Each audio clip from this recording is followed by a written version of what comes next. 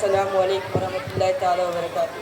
وعلیکم السلام ورحمۃ اللہ ونحمدہ ونصلی علی رسول کریم، اما بعد فاعوذ باللہ من الشیطان الرجیم، بسم اللہ الرحمن الرحیم۔ یا ایھا الذین ارسلناک شاہدا ومبشرا ونذیرا، صدق اللہ العظیم وبلغنا رسولہ الکریم، اما بعد فاعوذ باللہ من الشیطان الرجیم، بسم اللہ الرحمن الرحیم۔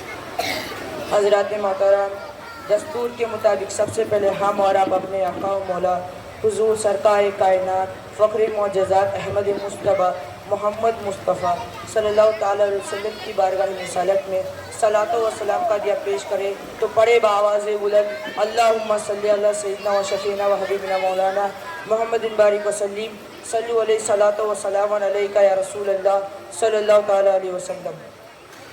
حضرات گرامی، آج کی نورانی محفل میں میرا دل چاہتا ہے کہ حضور سرکار کائنات فخر معجزات احمد مصطفیٰ محمد مصطفیٰ صلی اللہ تعالیٰ علیہ وسلم کے کچھ معجزات اور کمالات، میں ان میں سے چند معجزات آپ حضرات کے سامنے پیش کرتا ہوں۔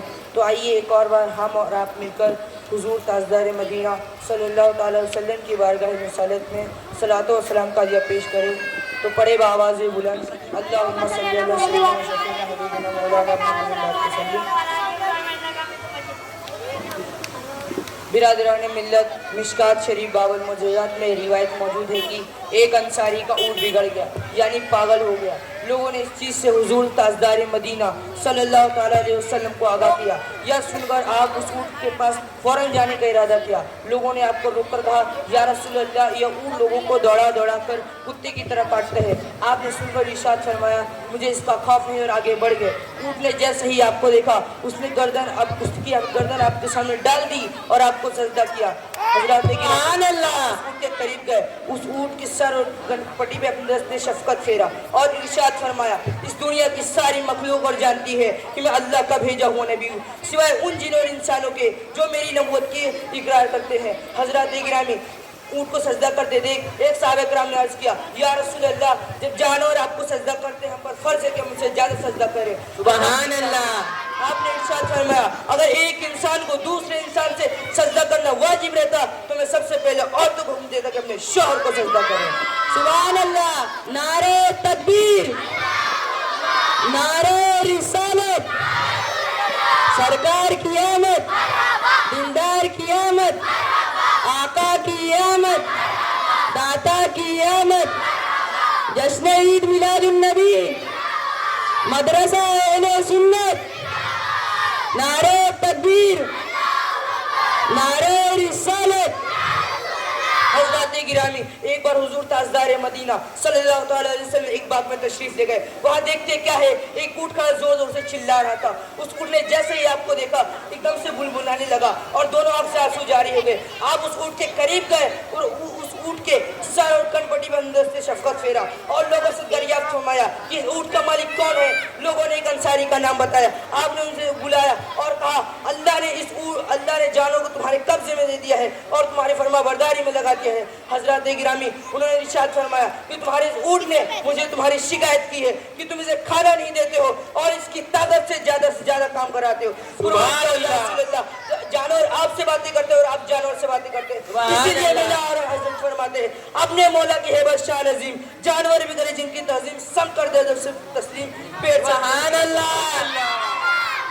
حضرات گرامی، حضرت عبداللہ بن عمر نے ارشاد فرمایا کہ ہم رسول اللہ صلی اللہ تعالیٰ علیہ وسلم کے ساتھ ایک سفر میں تھے۔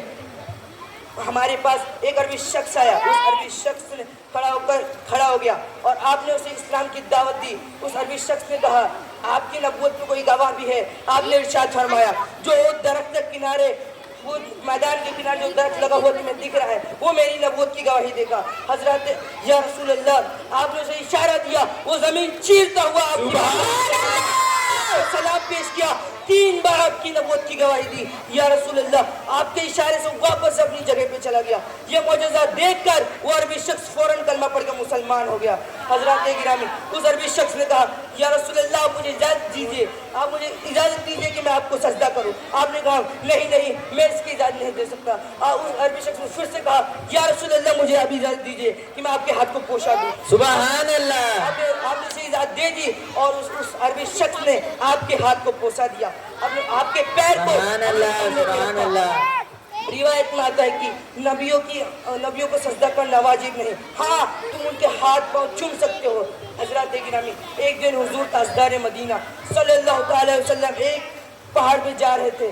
ان کے ساتھ حضرت ابو بکر صدیق رضی اللہ تعالیٰ عنہ, حضرت عمر رضی اللہ تعالیٰ عنہ, حضرت عثمان غنی رضی اللہ تعالیٰ عنہ ان کے ساتھ جا رہے تھے. وہ اونٹ ایک دم سے ہلنے لگ گیا اور آپ نے اسے ٹھوکر ماری اور کہا اے پہاڑ ٹھہر جا, تیرے پشت پر ایک نبی الانبیاء ہے اور ایک صدیق ہے اور 2 شہید ہے.